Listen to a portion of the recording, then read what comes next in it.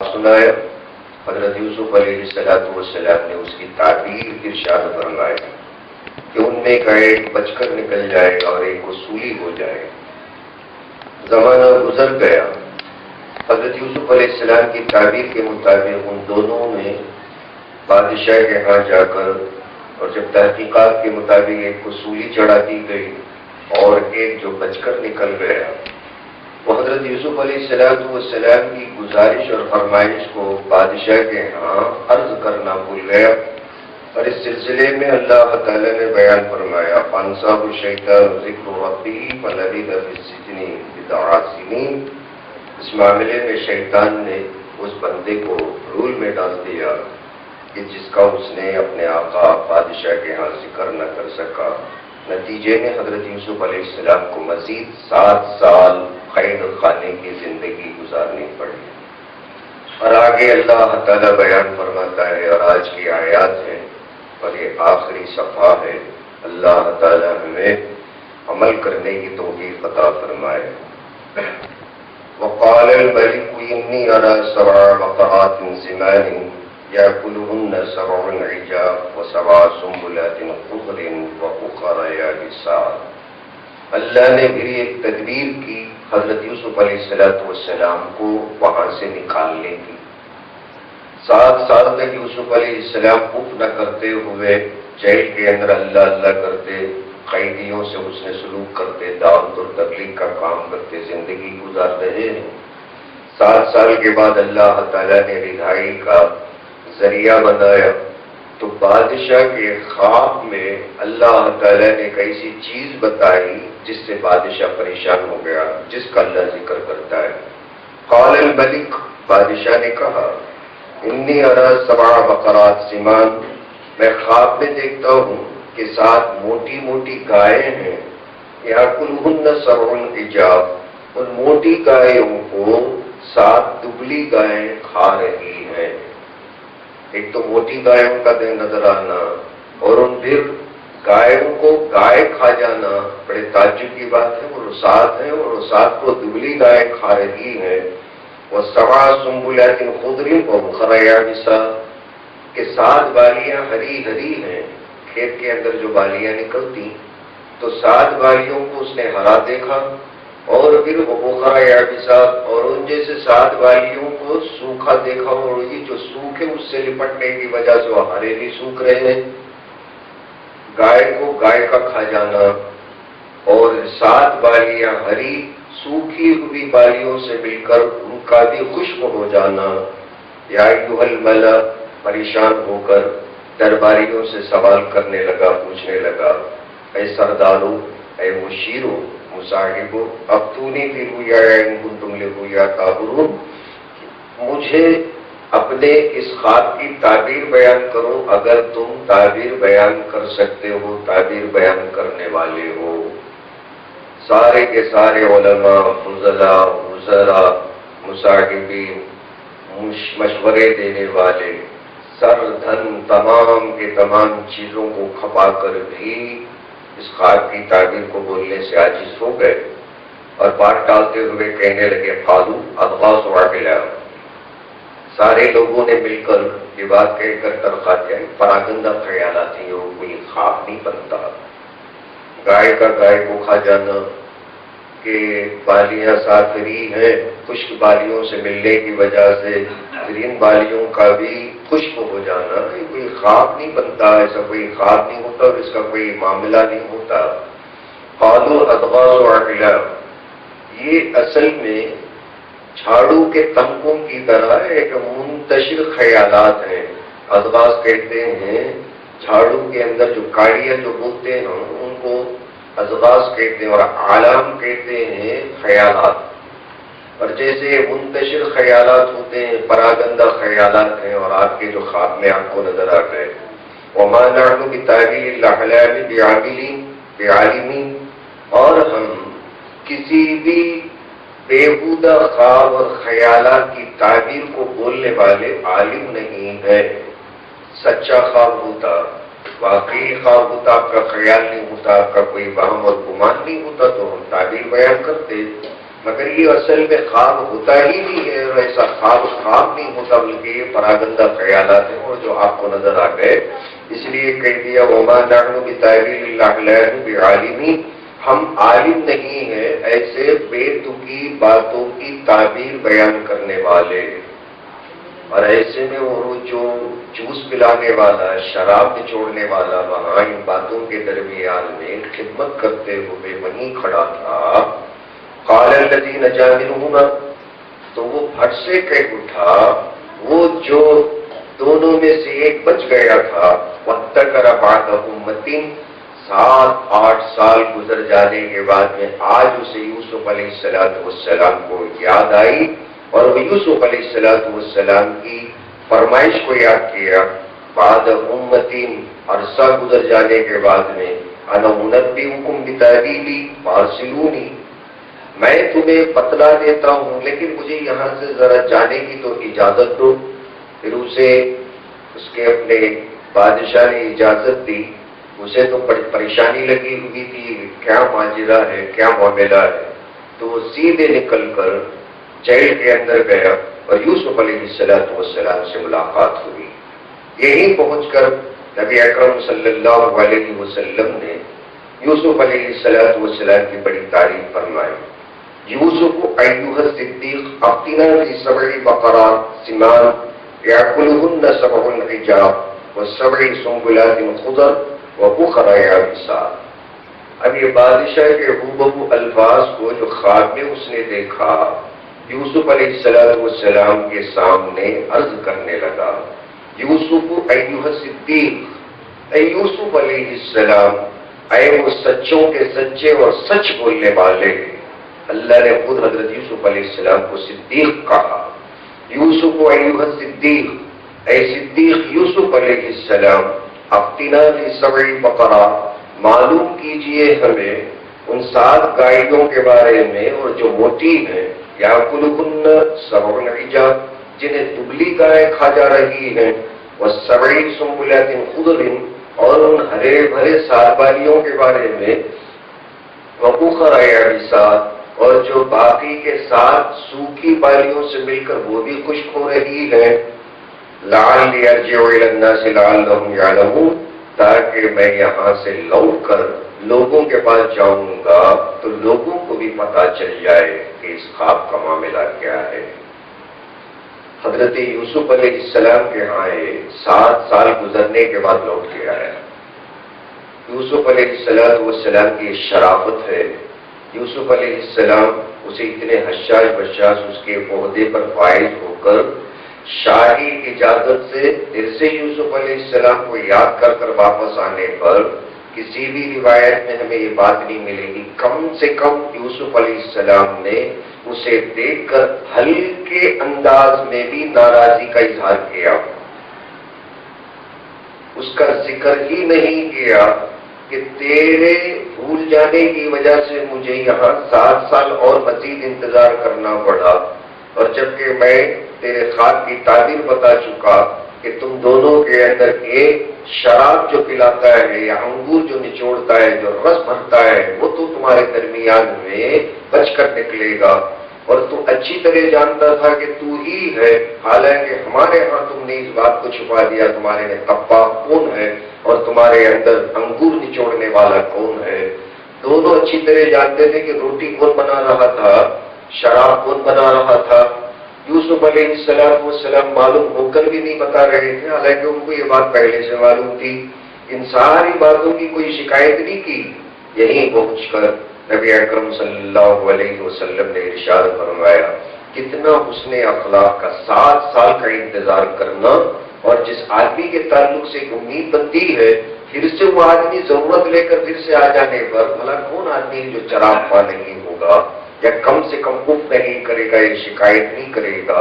کہ تو بڑے مزے میں زندگی گزارتا ہے، ایک بات سنتے ہو نہیں سکی اور پھر منہ لے کر مجھ سے فتویٰ مانگنے اور پھر بادشاہ کو خوش کرنے کے لیے تو وکیل بن کر نکل کر آ گیا، اور آج میری ضرورت پڑی، نہ جانے کیا کیا باتیں ہوتی ہیں، لیکن ایک لفظ نہیں کہا۔ نبی اکرم صلی اللہ علیہ وسلم نے فرمایا، کریم ابن کریم ابن کریم، یوسف ابن یعقوب ابن اسحاق ابن ابراہیم، بزرگ کا بندہ، بزرگ کا بیٹا، بزرگ کا پوتا، بزرگ کا پڑ پوتا حضرت یوسف علیہ السلام ہے، اور جو یعقوب کے بیٹے ہیں، جو اسحاق کے وہ بیٹے ہیں، اور حضرت ابراہیم علیہ السلام کے وہ بیٹے ہیں۔ نبی اکرم صلی اللہ علیہ وسلم نے اس موقع پر حضرت یوسف علیہ السلام کی بزرگی کی بڑی تعریف بیان فرمائی۔ کل میں آپ لوگوں کے سامنے عرض کر رہا تھا کہ اگر میں اس جگہ ہوتا، حضور صلی اللہ علیہ وسلم نے یوسف علیہ السلام کی کرامت اور بزرگی کو ہم تک اور بھی زیادہ بلند مرتبت کے ساتھ پہنچانے کے لیے فرمایا کہ میں بھی اس جیل سے چھپنے کے اندر انتظار نہیں کرتا، یوسف پر اللہ رحم کرے کہ کیسے بزرگ تھے کہ جیل سے رہائی کا پروانہ ان کے پاس پہنچ چکا، اس کے باوجود بھی یوسف وہاں سے نکلنا پسند نہیں کیے۔ تو یہ یوسف علیہ السلام کی بزرگی، اللہ ایک ایک پیغمبر کو ایک ایک گن عطا فرمایا، ایک ایک خصوصیت عطا فرمایا۔ جیسے ابو بکر کے اندر ایک صفت عطا فرمایا، عمر کے اندر اللہ تعالیٰ نے ایک گن عطا فرمایا، عثمان اور علی کے اندر اللہ اور ایک کیفیت عطا فرمایا۔ تو یہاں پہنچ کر اس نے، بادشاہ نے جو خواب دیکھا اس خواب کو سنایا، لعلی ارجع الی الناس لعلہم یعلمون، تو میں یہاں سے لوٹ کر جاؤں گا تو شاید لوگوں کو بات سمجھ میں آ جائے۔ قال تزرعون 7 سنین دأبا، حضرت یوسف علیہ السلام پھٹ سے اللہ نے جو آپ کو جو علم عطا فرمایا، اس علم کو جو اللہ نے معجزے کے طور پر عطا فرمایا، ارشاد فرمایا کہ تم پورے مصر اور مصر کے مضافات کے اندر بڑی محنت کے ساتھ تقاضا کرتے ہوئے 7 سال کھیتی کرو گے۔ فما حصدتم فذروه في سنبله الا قليلا مما تاكلون، ساتھ میں مشورہ بھی دیا پیغمبر ہونے کے ناطے کہ تم جو کچھ کے کاٹو گے بونے کے بعد میں، جب کٹائی ہوگی فصل کٹے گی، فذروه في سنبله، تو اس کے بالیوں کے اندر اس کٹائی اور اس فصل کو اپنی جگہ چھوڑ دینا، الا قلیلا مما تاکلون، مگر ان میں سے چھوڑا نکال لینا، اور جتنا کہ تم کھا سکتے ہو مکمل طریقے سے چھان کر اس میں سے بھونسی الگ کر کر گیہوں یا باجرے کے دانوں کو یا چاول کو الگ کر کر مستقل طریقے سے بوریوں میں نہیں بھرنا، بلکہ بھونسی کے اندر بالیوں کے ساتھ اب رکھ دینا، اور جتنی ضرورت پڑتی ہے کھانے کی اس میں سے چھٹائی کر کے اس میں سے نکال لینا۔ ثم یاتی من بعد ذلک سبع شداد، اور یہ جو پتلی گائے موٹی گایوں کو کھا رہی ہے، پہلے 7 سال کے اندر خوب بارش ہوگی اور خوب تم زراعت کرو گے، اور باقی کے جو 7 سال آئیں گے نا، 7 سال گزرنے کے بعد میں تو ایک بڑے ہی شدید اور بہت ہی نازک دور سے گزارنے والے سال ہوں گے۔ یأکلن ما قدمتم لهن الا قلیلا مما تحسنون، یہ تمام کے تمام تم نے جو ذخیرہ کر رکھا پچھلے 7 سال کے اندر بچا کر، وہ 7 سال کا ذخیرہ تم پچھلے 7 سال کے اندر کھا جاؤ گے۔ یہی تعبیر ہے، 7 پتلی گائے گویا کہ قحط سالی کی علامت ہے جو اللہ بتا رہا ہے، اور باقی پہلے کی جو موٹی گائے ہیں وہ موٹی گائے کا مطلب یہ ہوا کہ اس کے اندر اللہ خوب بارش نازل کرے گا اور خوب اللہ تعالیٰ پھل پھلار عطا کرے گا۔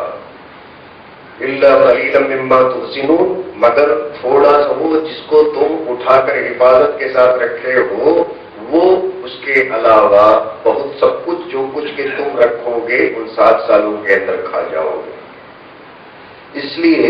حضرت یوسف علیہ السلام نے مشورہ بھی دیا کہ اقتصادی حالت کو ہموار رکھنے کے لیے کہ جو پہلے 7 سال آ رہے ہیں، اللہ نے اطلاع کر دیا کہ بعد میں قحط سالی آئے گی، اگر اس بات کی اطلاع اللہ خواب کے اندر بادشاہ کو نہیں دیتا تو پہلے کے 7 سال کے اندر بہت ہی موج مستی کرتے ہوئے کھا جاتے اور باقی کے 7 سال کے اندر پریشان ہو جاتے۔ تو کہاں پورے ملک کے اندر بلکہ فلسطین اور ملک شام تک کے لیے لوگ پریشان ہوں گے، اور جب ہی چل کر 13ویں پارے کے اندر باقی آئے گا یوسف علیہ السلام کے بھائی تک فلسطین کے اندر کنعان کے اندر پریشان ہو کر اناج اور غلہ لینے یوسف علیہ السلام کے دربار میں مصر پہنچ گئے۔ تو یہ قحط سالی جو اللہ کی آزمائش تھی یعقوب علیہ السلام کے گھر تک پہنچی، اور یعقوب علیہ السلام کے بچوں کو یہاں تک لے کے آئے۔ ثم یاتی من بعد ذلک عام فیہ یغاث الناس وفیہ یعصرون، پھر اس کے بعد میں 7 سال گزرنے کے بعد میں کا 8واں سال وہ آئے گا کہ جس کے اندر لوگ خوب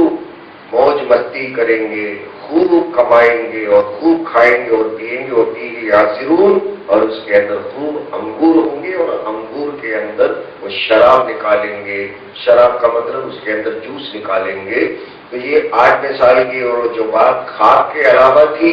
حضرت یوسف علیہ السلام نے وہ بھی بتا دیا۔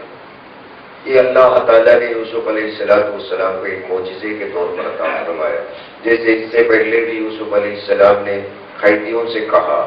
اللہ کی دعوت دینے کے سلسلے میں کہ اور جو کھانا تم تک پہنچتا ہے اس کے آنے سے پہلے میں تم لوگوں کو بتا دیتا ہوں کہ آج تمہارے پاس کون سا کھانا پہنچ رہا ہے۔ ایسے ہی 7 سال کے بارے میں بتانے کے بعد میں یوسف علیہ السلام نے 8ویں سال کے بارے میں بھی بتا دیا۔ وقال الملک ائتونی بہ، جیسے ہی آدمی وہاں پہنچا اور بادشاہ سے کہہ دیا کہ یوسف علیہ السلام نے یہ خواب کی تعبیر کیوں بیان فرمائی اور یہ مشورہ بھی دیا ہے کہ پہلے 7 سال کے اندر جتنا غلہ مل جاتا ہے وہ پورے کا پورا ختم نہ کریں بلکہ اپنے لیے حفاظت کے ساتھ رکھیں، اور جیسے آج کے زمانے میں اس کا اہتمام کیا جاتا ہے، اب صحیح گوڈاؤنس کے اندر اسے رکھا جاتا ہے، اس کی حفاظت کی جاتی ہے۔ یہی بات ہے جو حضرت یوسف علیہ السلام بتا رہے تھے، بعد میں چل کر قید سالی آئے گی، پریشان ہوں گے، پہلے سے ہی ذخیرہ اندوزی کر کے رکھنا۔ تو بادشاہ اس بات سے بڑا متاثر ہوا، وقال الملک ائتونی بہ، تو اس نے حکم نافذ کیا یوسف علیہ السلام کو فوراً جیل سے رہا کر میرے پاس لے کے آؤ۔ فلما جاء الرسول، اور جب وہ پیغام لے کر پہنچنے والا حضرت یوسف علیہ السلام کے ہاں پہنچا، قال ارجع الی ربک، حضرت یوسف علیہ السلام باہر نکلنے تیار ہیں اور وہ باہر نکلنے فرمان شاہی لے کے آیا، تو حضرت یوسف علیہ السلام نے کیا فرمایا، ارجع الی ربک، تو اپنے آقا، اپنے مالک، اپنے بادشاہ کے پاس لوٹ جا، فاسألہ ما بال النسوۃ اللاتí قطعن ایدیہن، ذرا بادشاہ سے یہ کہہ دینا ان عورتوں کا کیا حال ہے میرے بارے میں جنہوں نے انگلیوں کو، ہاتھوں کو کاٹ لیا، ذرا یہ بات کی تحقیق ہو جائے تو پھر میں یہاں سے نکل کر آؤں۔ پھر یہیں سے ایک مسئلہ ہمارے سامنے آتا ہے، اور جس انسان کے اوپر کوئی تہمت یا الزام عائد ہو جائے تحقیقات کے تعلق سے، اور جب تک کہ اس کی اپنی برات ظاہر نہ ہو جائے وہ بندہ ڈیمانڈ کر سکتا ہے، مطالبہ کر سکتا ہے۔ تو یوسف علیہ السلام کو ایک بہت بڑا کام کرنا تھا، پیغمبری کرنی تھی، دعوت اور تبلیغ کا کام کرنا تھا، اور اللہ ان سے بہت بڑا کام لینے والا تھا، پورے ملک کے اندر اسلام پھیلانے والا تھا۔ تو اس لیے کہ عورتوں کے الزام کو سر پر لے کر بادشاہ خوش ہو کر کہ چلو جو ہو گیا ہو گیا، زلیخا کا شوہر بھی جو ہو گیا ہو گیا، آدمی تو سمجھدار ہے، ایسے واقعات تو محلات کے اندر ہو ہی جاتے ہیں، بھلا یہ سمجھ کر رحم اور کرم کے بل بوتے پر یوسف علیہ السلام پر رحم کھا کر پھر ان کے خواب کی تعبیر بتانے کی وجہ سے اگر رہا کرتے ہیں تو حضرت یوسف علیہ السلام اس رہائی کو رحم کے عوض کے اندر لینا پسند نہیں کرتے تھے کہ بھئی میرے اوپر رحم کر کر مجھے رہا مت کرو، پہلے وہ جو الزام عورتوں نے مجھے لگایا اور جس کی وجہ سے مجھے جیل میں بھرتی ہونا پڑا، داخل ہونا پڑا، اس کے معاملے کے اندر جب تک کہ صفائی سامنے نہیں آ جاتی، بری الذمہ نہیں ہو جاتا، اس الزام سے میں سبکدوش نہیں ہو جاتا،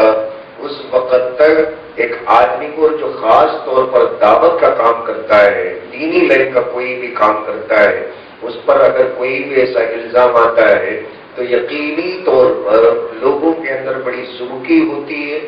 اور کام ٹھپ ہو کے رہ جاتا ہے۔ اسی لیے یہ کام کرنے والے جو دین کے لائن سے کام کرتے ہیں بڑے محتاط ہونے کی بھی ضرورت ہے، اور جب ان پر ایسے کوئی باتیں آ جاتی ہیں تو یقینی طور پر جب تک کہ ان باتوں کو صاف نہ کر لے ڈیمانڈ کرنے کی بھی ضرورت پڑتی ہے اور مطالبہ کرنے کا ان کو حق پہنچتا ہے،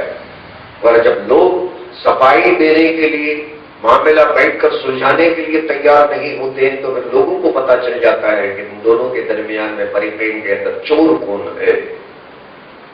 آپ نے میرے اوپر الزام لگایا، میں نے آپ کے اوپر الزام لگایا، دونوں مل کر دین کا کام کر رہے ہیں، اور دونوں مل کر ایک جگہ بیٹھ کر اگر بات کرنا چاہتے ہیں کہ اس کے اندر غلطی کس کی ہے، کس وجہ سے یہ باتیں پیدا ہو گئی ہیں، اور اس کے باوجود بھی الزام لگانے والے اگر سامنے نہیں آتے ہیں تو پھر کل قیامت کے دن تو جواب دینا نا، کہ کسی پر بہتان دھر دینا، کسی پر الزام دھر دینا۔ یوسف علیہ السلام باہر نکلنے کو تیار، جیل کے اندر بیٹھے اور کہا ارجع الی ربک، بادشاہ کے پاس لوٹ جا، فاسألہ ما بال النسوۃ اللاتí قطعن ایدیہن، ان عورتوں کے بارے میں ذرا معلوم کر لے کہ آج ان کا حال کیا ہے جنہوں نے انگلیوں کو کاٹ لیا، اپنے ہاتھوں کو کاٹ لیا۔ ان ربی بکیدہن علیم، بے شک میرا رب ان کے اپنے مکر و فریب سے ان عورتوں کے جانتا ہے، جانکاری رکھتا ہے۔ اللہ کو معلوم ہے کہ انہوں نے میرے تعلق سے کیسا چھل اور کپٹ کا کام کیا، کتنا فریب دیا اور کتنے دھوکے بازی سے میرے اوپر الزام دھر دیا۔ میرا رب تو جانتا ہے، مگر تیرا بادشاہ جانتا ہے یا بات کو نہیں جانتا ہے، صرف خواب کے تعبیر سے خوش ہو کر مجھے رہا کرنا چاہتا ہے، تو مجھے اس رہائی کی کوئی ضرورت نہیں ہے، پہلے جو الزام لگایا گیا وہی الزام پہلے صاف ہو جائے۔ قال ما خطبكن اذا راودتن يوسف عن نفسه، اب بادشاہ تو کیسے بھی ان کو باہر بلا کر ان سے استفادہ کرنا چاہتا تھا کہ معاملہ کیا ہے۔ بادشاہ جیل میں جا کر ان سے کیا پوچھتا، ان کو براہ راست معلوم کرنا چاہتا تھا اور وہ آنے کو تیار۔ تو ان کی بزرگی کو معلوم کرنے کے بعد بادشاہ بھی جو نیک خصلت کا تھا، اخلاق والا، زور زپاٹ اور زبردستی ظلم کرنے کے بجائے، اور جتنی عورتیں تھیں ان سارے عورتوں کو تحقیق کرنے کے بعد نے اپنے دربار میں بلایا اور پوچھنے لگا ما خطبکن اذ راودتن یوسف عن نفسہ، بھلا یوسف یہ کہتے ہیں کہ وہ کیا ماجرا ہے، ہمارے کوئی سمجھ میں نہیں آیا کہ تم نے یوسف علیہ السلام کو ان کا جی تھام کر رکھنے سے تم نے بہکایا، یوسف علیہ السلام کو تم نے بہکایا ان کے مزاج کے خلاف، اگر ایسا تمہارے اوپر ایک الزام ہے تو اس معاملے کے اندر تحقیق کرنا چاہتے ہیں کہ ماجرا کیا ہے، ما خطبکن، اس معاملے کے اندر ماجرا کیا ہے، تمہارا حال کیا ہے، آخر ایسے یوسف علیہ السلام کو تم نے کیوں بہکایا، ان کے جی کے خلاف، جی کو قابو میں رکھنے کے خلاف تم نے بہکایا۔ قلنا حاشا للہ، تمام پریشان ہو گئے، گاؤں کی امیر زادیاں بھی ہیں، شرابت زادیاں بھی ہیں اور بہت ساری عورتیں ہیں، سب کی سب پریشان ہو گئے، مگر سب نے انگلیاں کاٹ لیں۔ اسی لیے ایک کا نام حضرت یوسف علیہ السلام نے نہیں فرمایا، گواہوں کو بلایا، یہ حکمت عملی۔ عزیز کی بیوی کا نام نہیں لیا کہ عزیز کی بیوی نے میرے اوپر جو الزام رکھا اس کی تحقیق کی جائے، انہوں نے یہ الفاظ استعمال کیے اللہ کی قطعن ایدیہن، ان عورتوں کا حال کیا ہے جنہوں نے انگلیاں کاٹ لی، ہاتھوں کو کاٹ لیا۔ تو بادشاہ نے علل اعلان علل عموم ساری عورتوں کو جمع کیا اور ان سے پوچھا کہ تم نے ایسا کیوں کیا۔ تو یہاں قصہ مختصر یہ ہے کہ ساری باتیں بادشاہ نے تو تحقیق کی کہ انگلیاں کاٹ لینے کا معاملہ کیوں ہوا، تو یہ عورتیں بس منمناتے ہوئے کہ امراۃ العزیز کے بارے میں بھی کیا شکایت کریں گی۔ انہوں نے بھی یہ نہیں کہا کہ ہم کچھ نہیں جانتے اور جو کچھ ہے زلیخا نے کیا، انہوں نے بھی زلیخا کا نام نہیں لیا، اس کی بھی عزت وہ ساری عورتیں بتانا چاہتی تھیں کہ بھائی بہت بڑے وزیر اور کبیر کی بیوی ہے، اب اس سے کہا ہے پنگا لینا ہے اور اس سے کہا ہے وہ پریشانی میں مبتلا ہونا، یہ سوچ کر انہوں نے بھی زلیخا کا نام نہیں لیا۔ بادشاہ نے پوچھا کہ آخر تم لوگوں نے انگلیوں کو کیوں کاٹ لیا، تو ان لوگوں کو تو بولنا نہیں پڑا، قلنا حاشا للہ، ہم نے تو نہیں بہکایا یوسف علیہ السلام کو، اللہ کی پناہ، حاشا للہ ما علمنا علیہ من سوء، بس ہم تو یہ کہتے ہیں یوسف علیہ السلام کے اندر عورتوں کے تعلق سے کوئی بری بات دیکھی نہیں گئی، بہت ہی شریف انسان ہے۔ معلوم نہ ہم جانتے ہی نہیں ہے کہ عورتوں کے تعلق سے ان کے اندر کوئی خرابی دیکھی گئی ہو، اور جیسے ہی یہ باتیں ہو رہی تھیں پھر سے زلیخا جو اس مجلس کے اندر تھی پھر سے اس کی محبت بھڑک اٹھی، اللہ نے اسے ہدایت دی، قالت امرأۃ العزیز الآن الحصحص الحق، اللہ تعالیٰ نے حق کو ظاہر کیا اور بے ساختہ اس نے جرم کا اعلان کر دیا پورے دربار کے اندر۔ امرأۃ العزیز، عزیز کی بیوی زلیخا نے اعلان کیا الآن اب اس وقت میں حس الحق صحیح بات ظاہر ہو گئی. انا راودتہ عن نفسی، میں زلیخا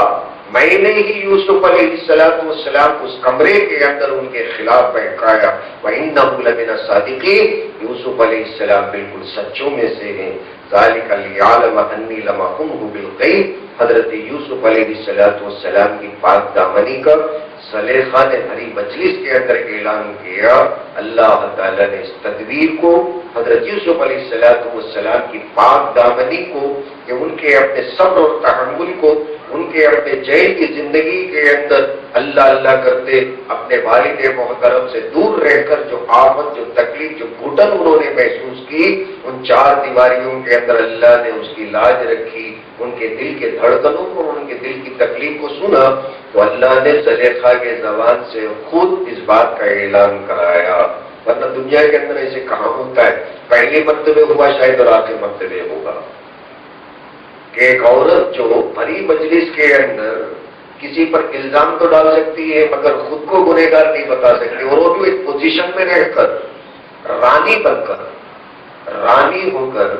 پورے بھرے مجلس کے اندر اعلان کرنا کہ وہ بندہ تو اللہ کا بندہ سچا ہے، میں خود غلط ہوں، میں نے ہی اسے بہکایا، اس نے کچھ نہیں کیا، کہ اللہ ہی کی طرف سے ہوتا ہے. تو جو بندے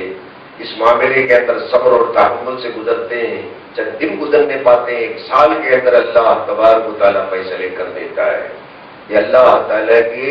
طرز ہے اور اللہ تعالیٰ کا دستور اور سنت الہیہ ہے. اور جن بزرگوں کے اوپر ایسے الزام آئے اور جنہوں نے صبر کیے، سال کے اندر اندر اللہ تبارک و تعالیٰ الزام ڈالنے والوں کو مٹی کھلایا، مٹی چٹایا، اور ان لوگوں کو لوگوں کے سامنے کھڑا کر دیا اور ان کو ذلیل کیا. اور جن بزرگوں نے الزام کے اوپر ایسے لوگوں نے الزام دے، اللہ تبارک و تعالیٰ نے ان لوگوں کو عزت کی اور بلندیوں کے اوپر بٹھایا. اور دیکھیے الزام دھرنا اور پھر الزام دھرنے کے بعد میں واپس لینا، اور وہ بھی ایک عورت ذات ہو کر، یہ زلیخا سے ہی ہوا. اس نسبت پر بعض مفسرین کرام نے یہ بات بتائی کہ ان کا جو بادشاہ تھا، بادشاہ بعد میں چل کر مسلمان بھی ہو گیا، اور بادشاہ کے سامنے زلیخا کا جو شوہر تھا وہ انتقال کر گیا.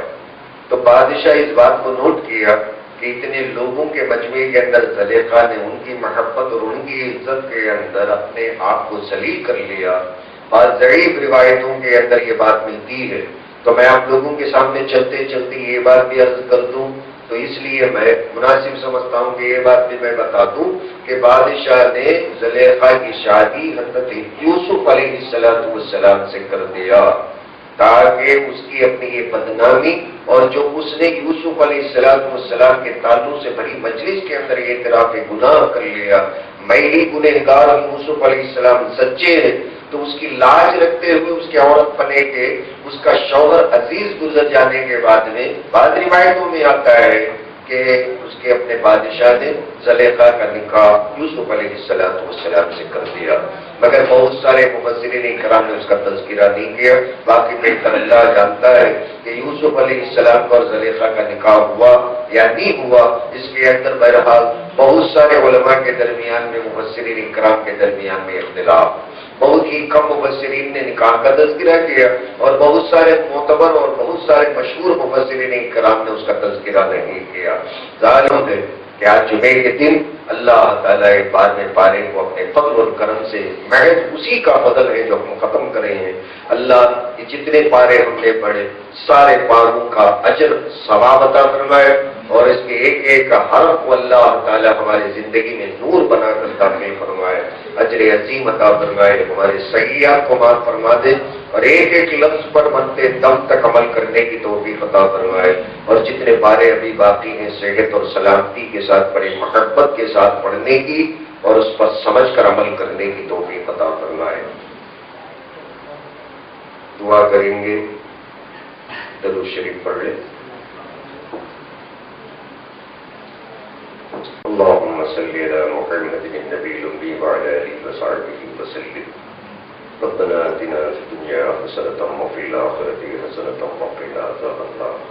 ربنا ظلمنا أنفسنا وإن لم تغفر لنا وترحمنا لنكونن من الخاسرين. ربنا لا تؤاخذنا إن نسينا أو أخطأنا. ربنا لا تحمل علينا إسرا كما حملته على الذين من قبلنا ربنا ولا تحملنا ما لا طاقة لنا به واعف عنا واغفر لنا وارحمنا أنت مولانا فانصرنا على القوم الكافرين. اے اللہ ہم گنہگار ہیں، سیاہ کار ہیں، خطا کار ہیں، مولا ہمارے گناہوں کو معاف فرما، ستاری کا معاملہ فرما، وقاری کا معاملہ فرما. اے اللہ گناہ کرنے کے بعد میں ہم بھول جاتے ہیں. اے اللہ گناہ کر کے تو اے اللہ تو اپنے فضل و کرم سے بہت سارے لوگوں کو معاف کر دیتا ہے. اے اللہ ان کے اندر ہمیں بھی شامل فرما ہے، ہمارے گناہوں کو معاف فرما دے. اے اللہ اگر تو معاف نہیں کرے گا تو ہم خسارے میں مبتلا ہو جائیں گے، نقصان میں مبتلا ہو جائیں گے. اے اللہ اپنے فضل و کرم سے ہمارے گناہوں کو معاف فرما دے. رحم کا، کرم کا، فضل کا، عافیت کا معاملہ فرما. تیرا ایک فضل ہے مولا، تو نے ہمیں قرآن پڑھنے والوں میں شامل فرمایا، قرآن پڑھنے کی، سمجھنے کی توفیق عطا فرمایا. اے اللہ اس قرآن کا حق ہم ادا نہیں کر سکتے. اے اللہ ہم تو نقل کر رہے ہیں. اے اللہ ہماری اس نقل و حرکت کو، ہمارے اس بیٹھنے کو اپنے فضل سے قبول فرما. اے اللہ ایک ایک آیت کو قبول فرما، ایک ایک آیت کے سمجھنے کو قبول فرما، سمجھ کر عمل کرنے کی توفیق عطا فرما. اے اللہ ہمارے سیئات کو حسنات میں مبدل فرما. اے اللہ ہمارے دلوں کے اندر جلا نصیب فرما، ضیا نصیب فرما. اے اللہ ہمیں مانگنا نہیں آتا، اے اللہ ہمیں مانگنے کا طریقہ سکھا دے، ہمیں مانگنے کے طور طریقے اور آداب بتلا دے. اے اللہ تیرے شاعر شان ہم الفاظ لا نہیں سکتے.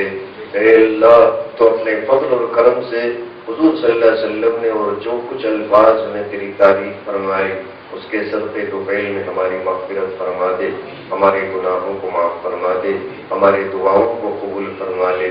اے اللہ یوسف علیہ السلام کے اس واقعے میں جتنی نصیحتیں ہیں اے اللہ ہماری زندگی کا حصہ بنا دے، اس پر عمل کرنے کی توفیق عطا فرما دے. اے اللہ پاک دامنی کی زندگی نصیب فرما. اے اللہ پاک دامنی کی زندگی نصیب فرما. اے اللہ ہمارے آنکھوں کی حفاظت فرما، دل کی حفاظت فرما. اے اللہ نبی صلی اللہ علیہ وسلم نے فرمایا اے اللہ ایک پل جھپکنے کے برابر بھی ہمارے نفس کو، ہمارے دل کو شیطان کے حوالے نہ فرما. اے اللہ اگر تو حوالے کر دے تو ہم تباہ برباد ہو جائیں گے. اے اللہ پورا وجود گناہوں کے اندر ڈوبا ہوا ہے، خیالات بھی گنہگار ہیں، تصورات بھی گنہگار ہیں، اعضاء اور جوارح بھی گنہگار ہیں. اے اللہ ہمارا پورا روح گناہوں کے اندر ڈوبا ہوا ہے. اے اللہ پھر بھی تیرے ذات سے امید رکھ کر اے اللہ تو نے جو ہمیں بہانہ اور ذریعہ عطا فرمایا اسی کے ذریعے سے تیرے دربار میں ہاتھ پھیلا کر دعا کرتے ہیں. مولا 12 پارے تو ختم ہو گئے مولا، ایک دن وہ بھی آئے گا مولا 30 پارے بھی تیرے فضل اور کرم سے ختم ہو جائیں گے مولا. اس سے پہلے ہماری مغفرت فرما دے. اے اللہ توبے کی توفیق عطا فرما دے، سچے معنوں میں قائم ہونے کی توفیق عطا فرما. اے اللہ ہم تیرے دین کو سیکھنا چاہتے ہیں، سکھا دے. تیرے دین پر عمل کرنا چاہتے ہیں مولا، آسانیاں فراہم فرما. تیرے احکام کی پاسداری کرنا چاہتے ہیں اے اللہ توفیق اور ہدایت عطا فرما دے. ہمارے حالات پر رحم فرما، ہمارے اپنے خلوت اور جلوت پر رحم فرما، ہمارے گھروں پر، ہمارے کاروباروں پر، ہمارے معاشرہ معیشت پر رحم فرما، ہمارے زنانہ پر رحم فرما. اے اللہ ہمارے والدین پر رحم فرما، ہمارے اساتذہ پر رحم فرما. اے اللہ ہمارے مسلم معاشرے پر رحم فرما، مساجد پر، مدرسوں پر، دعوت اور تبلیغ کے اداروں پر رحم کا، کرم کا، فضل کا معاملہ فرما. یا الہ العالمین ہم نے جو کچھ پڑھا ہے اس کا ثواب تیرے نظر میں جتنا کچھ ہے ہمیں عطا فرما. اجر عظیم نازل فرما، برکتوں کو نازل فرما، ہدایتوں کو نازل فرما. اے اللہ قرآن کو قبر کے اندر روشنی بنا کر داخل فرما. ہمارے والدین کی مغفرت فرما دے، ہمارے اساتذہ کی مغفرت فرما دے. اے اللہ جتنے حاضرین ہیں سب کی مغفرت فرما، جتنے غائبین ہیں سب کی مغفرت فرما. اے اللہ جو آنا چاہتے تھے مگر آ نہیں سکے ان کی بھی مغفرت فرما، اے اللہ جو آ نہیں سکے ان کی بھی مغفرت فرما، اے اللہ ہمارے دعاؤں میں، ہمارے بزرگوں کی دعاؤں میں حاضرین اور غائبین سب کو حصہ نصیب فرما، اے اللہ ہم تمام لوگوں کی مغفرت فرما دے، لوح محفوظ کے اندر اے اللہ قرآن عظیم کی جتنی عظمتیں ہیں اس عظمتوں کو، برکتوں کو ہمیں نازل عطا فرما، ہم لوگوں کو اس سے استفادے کی توفیق عطا فرما، اے اللہ سیدھے ہاتھ میں نام اعمال عطا فرما، پل صراط سے آسانی سے پار فرما، اے اللہ دوزخ کے عذاب سے حفاظت فرما، جنت الفردوس عطا فرما، اے اللہ دل میں رفقت کو پیدا فرما دے، اے اللہ دل کو نرم فرما دے، گناہوں سے توبہ کرنے کی توفیق عطا فرما، اے اللہ اس مسجد کو آباد فرما، آباد کرنے والوں کو آباد فرما، دور دراز مقامات سے اے اللہ مقتدیوں کو اس کے اندر داخل فرما، ہر قسم کے فتنے اور فساد سے اس مسجد کی اور مسجد میں آنے والے مقتدیوں کی حفاظت فرما، نفسانی خواہشات سے ہماری حفاظت فرما،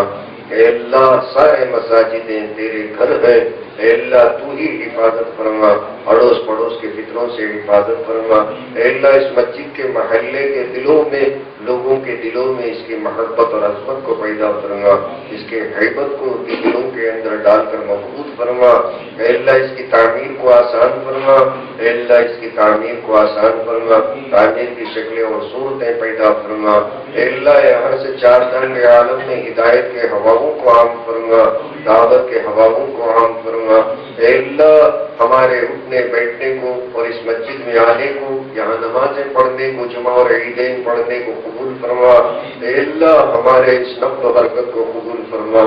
اے اللہ اگر تو قبول کر لیا تو کامیاب ہو جائیں گے مولا، اتنا کچھ کرنے کے بعد بھی اگر تو رد کر دے تو مولا ہم ہلاک ہو جائیں گے مولا، اے اللہ اتنا پڑھنے کے بعد بھی اگر تو رحم نہیں کرے گا مولا ہمارا بیٹھنا غلط اور بیکار ہو جائے گا، مولا ریاکاری سے حفاظت فرما، اے اللہ دکھانے سے حفاظت فرما، اے اللہ محض تجھے راضی کرنے کے لیے کر رہے ہیں مولا، اے اللہ اس میں اگر شیطان دخیل ہو رہا ہے تو معاف فرما دے، نفس کا دخل ہوتا ہے تو معاف فرما دے مولا، محض تجھے راضی کرنے، تیرے قریب پہنچنے کے لیے سب کچھ کر رہے ہیں مولا، تیرے کلام کو زندگی میں سمجھنے کے لیے بیٹھ رہے ہیں مولا، ہمارے حال پہ رحم فرما کر کلام سکھا دے مولا،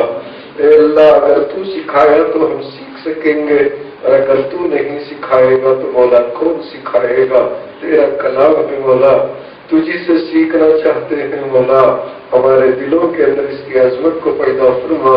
اس کے مطابق عمل کرنے کی توفیق عطا فرما، اے اللہ رحم فرما دے، کرم فرما دے، عافیت کا معاملہ فرما دے، جو کچھ مانگا ہے وہ بھی عطا فرما، جو مانگنے سے رہ گیا وہ بھی عطا فرما، سبحان ربک رب العزت عما یصفون وسلام علی المرسلین والحمد للہ رب العالمین۔